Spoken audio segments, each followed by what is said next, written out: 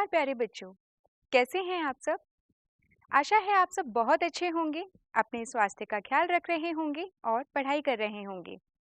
मैं अनुराधा एक बार फिर आपका स्वागत करती हूँ और आज के इस सत्र में हम एक बार फिर विचार करेंगे पिछले अध्याय पर्यावरण के मुद्दे पर। पिछले सत्र में आपके लिए कुछ प्रश्न छोड़े गए थे। आशा है आपने उन पर विचार किया होगा। आज के इस सत्र में हम इन बिंदुओं पर विचार करेंगे: हरित गृह प्रभाव और विश्वव्यापी उष्णता, विश्वव्यापी उष्णता पर नियंत्रण, समताप मंडल में ओजोन अवक्षय, वनोन्मूलन, वनोन्मूलन के परिणाम। आइए अब हम आज के विषय पर चर्चा करेंगे। ग्रीन हाउस प्रभाव, वैश्विक उष्णता यानी ग्लोबल वार्मिंग शब्दों को आपने कई बार सुना होगा। आपने न्यूज़ या किताबों में पढ़ा होगा कि किस प्रकार वैश्विक उष्णता कारण हिमखंड पिघल रहे हैं।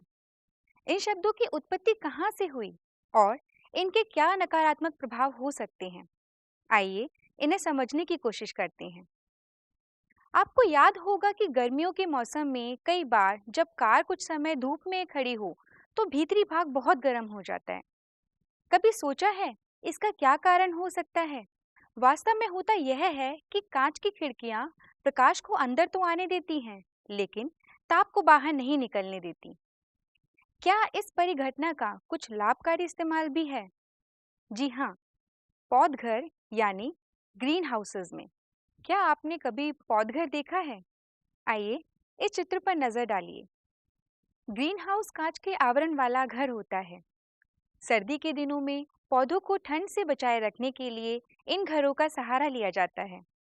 सूरज का प्रकाश कांच को आसानी से पार कर देता है, इसलिए इन घरों में धूप का प्रवेश तो हो जाता है, लेकिन वहां से ऊष्मा जब अवरक्त किरणों के रूप में बाहर निकलने की कोशिश करती है तो कांच के आवरण द्वारा रोक ली जाती है। इस प्रकार ग्रीन हाउस के अंदर का तापमान बाहर के तापमान से अधिक रहता है। इसलिए पौधघर ठीक उसी तरह गर्म हो जाता है जैसा कि कुछ घंटों के लिए धूप में पार्क की गई कार का भीतरी भाग हो जाता है। इस तथ्य का लाभ उठाकर ठंड के दिनों में भी ग्रीन हाउस में उन पौधों की खेती की जा सकती है जिन्हें बाहर ठंड के दिनों में बचाए रखना मुश्किल होता है। हमारे वातावरण में भी ऐसी ही परिघटना होती है, जैसा कि आपने ग्रीन हाउस में देखा, और यहीं से ग्रीन हाउस प्रभाव शब्द की उत्पत्ति हुई। हरित गृह प्रभाव या ग्रीन हाउस इफेक्ट एक ऐसी प्रक्रिया है जिसके द्वारा किसी ग्रह या उपग्रह के वातावरण में मौजूद कुछ गैसें वातावरण के तापमान को अपेक्षाकृत अधिक बनाने में मदद करती हैं। ग्रीन हाउस गैसों में कार्बन डाइऑक्साइड, जल वाष्प, methane, nitrous oxide, chlorofluorocarbon, ozone आदि शामिल हैं। पृथ्वी के वातावरण में 78% नाइट्रोजन, 21% ऑक्सीजन, 1% ट्रेस गैसों का मिश्रण है। इन्हें ट्रेस गैस इसलिए कहा जाता है क्योंकि ये बहुत कम मात्रा में विद्यमान होती हैं। ग्रीन हाउस गैसों में 6% नाइट्रस ऑक्साइड, 20% मीथेन, 14% क्लोरोफ्लोरोकार्बन और 60% कार्बन डाइऑक्साइड होता है। आइए इसे और जानने की कोशिश करते हैं। धरती के वातावरण के तापमान को प्रभावित करने वाले अनेक कारक हैं, जिसमें से ग्रीन हाउस प्रभाव एक है। यदि ग्रीन हाउस प्रभाव नहीं होता तो शायद पृथ्वी पर जीवन नहीं होता, क्योंकि आज पृथ्वी की सतह का औसत तापमान 15 डिग्री सेंटीग्रेड रहने के बजाय ठंडा होकर -18 डिग्री सेंटीग्रेड ही रहता, जो कि शून्य से नीचे है। ग्रीन हाउस प्रभाव को समझने के लिए यह जानना जरूरी है कि सबसे बाहरी वायुमंडल में पहुंचने वाली सूर्य की ऊर्जा का होता क्या है। पृथ्वी की ओर आने वाले सौर विकिरण का लगभग 1/4 भाग बादलों और गैसों से परावर्तित हो जाता है और दूसरा चौथाई भाग वायुमंडलीय गैसों द्वारा अवशोषित हो जाता है। लगभग आधा आगत सौर विकिरण पृथ्वी की सतह पर पड़ता है और उसे गर्म करता है। इसका कुछ भाग यानी इंफ्रारेड रेडिएशन परावर्तित होकर लौट जाता है। पृथ्वी की सतह अंतरिक्ष में अवरक्त विकिरण के रूप में ऊष्मा यानी कि हीट उत्सर्जित करती है, लेकिन इसका केवल बहुत छोटा भाग यानी टाइनी फ्रैक्शन ही अंतरिक्ष में जाता है, क्योंकि इसका अधिकांश भाग वायुमंडलीय गैसों यानी ग्रीन हाउस गैस के द्वारा अवशोषित हो जाता है। इन गैसों के अणु ऊष्मा ऊर्जा यानी हीट एनर्जी विकिरित करते हैं और इसका अधिकतर भाग पृथ्वी की सतह पर पुनः आ जाता है और इसे फिर गर्म करता है। यह चक्र अनेकों बार होता रहता है। इस प्रकार पृथ्वी की सतह और निम्नतर वायुमंडल गर्म होता रहता है। आइए कुछ और प्रभावों को समझते हैं, जिनमें से एक है वैश्विक उष्णता।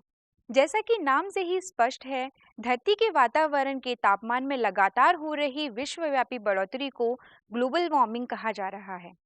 आपने देखा कि किस प्रकार ग्रीन हाउस गैसें धरती के ऊपर एक प्रकार से एक प्राकृतिक आवरण बना लेती हैं, जो लौटती हुई किरणों के एक हिस्से को रोक लेता है और इस प्रकार धरती के वातावरण को गर्म बनाए रखता है। ग्रीन हाउस गैसों के स्तर में वृद्धि के कारण पृथ्वी की सतह का ताप काफी बढ़ जाता है, जिसके कारण विश्वव्यापी उष्णता यानी ग्लोबल वार्मिंग होती है। हम जानते हैं कि मनुष्यों, प्राणियों और पौधों के लिए जीवित रहने के लिए कम से कम 16 डिग्री सेल्सियस तापमान आवश्यक होता है। गत शताब्दी में पृथ्वी के तापमान में 0.6 डिग्री सेंटीग्रेड वृद्धि हुई है। इसमें से अधिकतर वृद्धि पिछले 3 दशकों में ही हुई है। वैज्ञानिकों का मानना है कि ग्रीन हाउस गैसों में बढ़ोतरी होने पर यह आवरण और भी सघन या मोटा होता जाता है। ऐसे में यह आवरण सूर्य की अधिक किरणों को रोकने लगता है और फिर यहाँ से शुरू होता है ग्लोबल वार्मिंग के दुष्प्रभाव। कार्बन डाइऑक्साइड का उत्सर्जन पिछले 10 से 15 सालों में 40 गुना बढ़ गया है। दूसरे शब्दों में औद्योगिकीकरण के बाद से इसमें 100 गुना की बढ़ोतरी हुई है। इन गैसों का उत्सर्जन आम प्रयोग के उपकरणों जैसे वातानुकूलक, फ्रिज, कंप्यूटर, स्कूटर, कार आदि से होता है। कार्बन डाइऑक्साइड के उत्सर्जन का सबसे बड़ा स्रोत पेट्रोलियम ईंधन और परंपरागत चूल्हे हैं।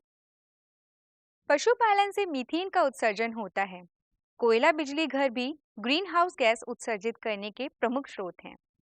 हालांकि क्लोरोफ्लोरोकार्बन का प्रयोग भारत में बंद हो चुका है, लेकिन इसके स्थान पर प्रयोग हो रही गैस हाइड्रोक्लोरोफ्लोरोकार्बन सबसे हानिकारक ग्रीन हाउस गैस है, जो कार्बन डाइऑक्साइड की तुलना में 1000 गुना ज्यादा हानिकारक है।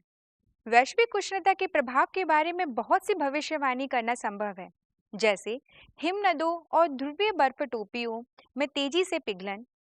इस वजह से समुद्र के स्तर में वृद्धि हो सकती है। वर्धित वैश्विक तापमान, वन क्षेत्र, पौधे और पशु आबादी के स्थान में परिवर्तन और उनकी हानि आदि हो सकते हैं। इसके अलावा कुछ क्षेत्रों में बारिश में कमी आ सकती है और अब जहां हरा भरा वन क्षेत्र रहा है वह गायब हो जाएगा और उसकी जगह रेगिस्तान ले लेगा। इसके अलावा उष्णकटिबंधीय तूफानों की तीव्रता और आवृत्ति बढ़ेगी, जिसके कारण कुछ समुद्रों का संचलन और अम्लता संतुलन बदल सकता है। तो हम समझ सकते हैं कि वैश्विक उष्णता का पृथ्वी पर गहरा प्रभाव पड़ सकता है और इस प्रभाव को खत्म या कम करने के लिए ग्रीन हाउस गैसों के उत्सर्जन को रोकने की जरूरत है।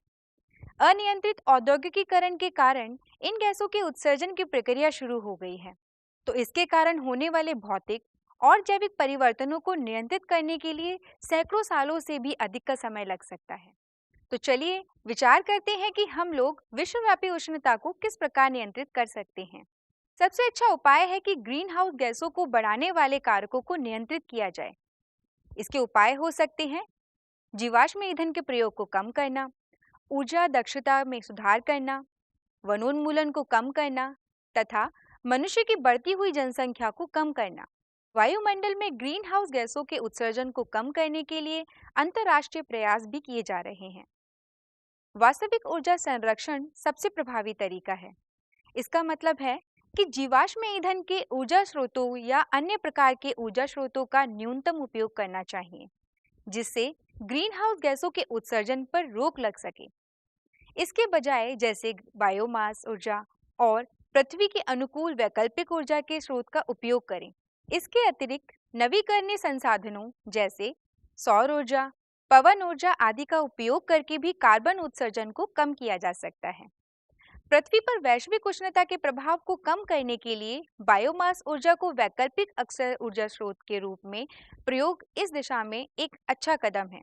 वन और पेड़ पौधे भी भविष्य की ऊर्जा के लिए महत्वपूर्ण भूमिका निभा सकते हैं, क्योंकि अपने जीवन काल में ये कार्बन डाइऑक्साइड जैसी प्रमुख ग्रीन हाउस गैस को ऑक्सीजन में बदलने में मदद करते हैं और बायोमास से उत्पादित ऊर्जा का यह एक प्रमुख स्रोत है।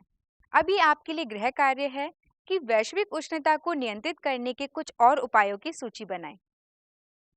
चलिए अब एक महत्वपूर्ण विषय पर चर्चा करें, ओजोन अवक्षय। ये क्या है, इसके क्या प्रभाव हैं और इसे कैसे नियंत्रित किया जा सकता है।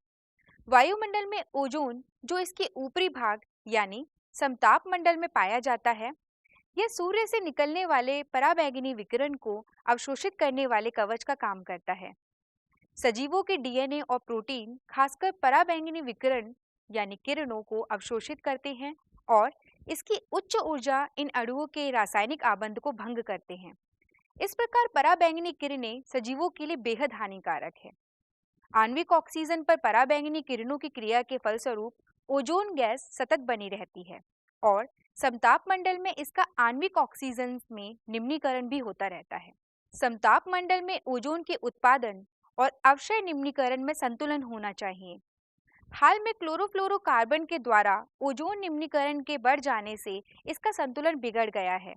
वायुमंडल के निचले भाग में उत्सर्जित क्लोरोफ्लोरोकार्बन ऊपर की ओर उठता है और यह समताप मंडल में पहुंचता है। समताप मंडल में पराबैंगनी किरणें उस पर कार्य करती हैं, जिसके कारण क्लोरीन परमाणु का मोचन होता है। क्लोरीन के कारण ओजोन का निम्नीकरण होता है, जिनके कारण आणविक ऑक्सीजन का मोचन होता है। इस अभिक्रिया में क्लोरीन परमाणु का उपयोग नहीं होता, क्योंकि यह सिर्फ उत्प्रेरक का कार्य करता है। इसलिए समताप मंडल में जो भी क्लोरोफ्लोरोकार्बन जुड़ते जाते हैं, उनका ओजोन स्तर पर स्थायी और सतत प्रभाव पड़ता है। यद्यपि समताप मंडल में ओजोन का अवक्षय विस्तृत रूप से होता रहता है, लेकिन यह अवक्षय अंटार्कटिक क्षेत्र में विशेष रूप से अधिक होता है। इसके फलस्वरूप यहाँ काफी बड़े क्षेत्र में ओजोन की परत काफी पतली हो गई है, जिसे सामान्यतः ओजोन छिद्र या ओजोन होल कहा जाता है। यूवीबी डीएनए को क्षतिग्रस्त करता है और उत्परिवर्तन हो सकता है। इसके कारण त्वचा में बुढ़ापे के लक्षण दिखते हैं, इसकी कोशिकाएं क्षतिग्रस्त हो जाती हैं और विविध प्रकार के त्वचा कैंसर हो सकते हैं। इसकी उच्च मात्रा के कारण कॉर्निया का शोध हो जाता है, जिसे हिम अंधता या स्नो ब्लाइंडनेस और मोतियाबिंद आदि कहा जाता है। वातावरण का संतुलन बिगाड़ने में वनोन्मूलन की भी विशेष भूमिका रही है। आइए इस महत्वपूर्ण विषय पर विचार करें। वनोन्मूलन का अर्थ है वनों के क्षेत्रों में पेड़ों को जलाना या काटना, यानी वन प्रदेश का वन रहित क्षेत्रों में रूपांतरण करना वनोन्मूलन कहलाता है। ऐसा करने के लिए कई कारण हैं। पेड़ों और उनसे व्युत्पन्न चारकोल को एक वस्तु के रूप में बेचा जा सकता है और मनुष्य के द्वारा उपयोग किया जा सकता है, जबकि साफ की गई भूमि को चारागाह या मानव आवास के रूप में काम में लिया जा सकता है। पेड़ों को इस प्रकार से काटने और उन्हें पुनः न लगाने के परिणाम स्वरूप आवास को क्षति पहुंची है, जैव विविधता को नुकसान पहुंचा है और वातावरण में शुष्कता बढ़ गई है। साथ ही अक्सर जिन क्षेत्रों से पेड़ों को हटा दिया जाता है, वे बंजर भूमि में बदल जाते हैं। इससे कार्बन डाइऑक्साइड का संतुलन बिगड़ रहा है, जिसके प्रभाव आप सुन चुके हैं। एक आकलन के अनुसार शीतोष्ण क्षेत्रों में केवल 1% वन नष्ट हुए हैं, जबकि उष्णकटिबंध में लगभग 40% वन नष्ट हो गए हैं। वनोन्मूलन किस प्रकार होता है, आइए जानते हैं। वनोन्मूलन का एक मुख्य कारण है कि वन प्रदेश को कृषि भूमि में बदला जा रहा है, जिससे कि मनुष्य की बढ़ती हुई जनसंख्या के लिए भोजन उपलब्ध हो सके।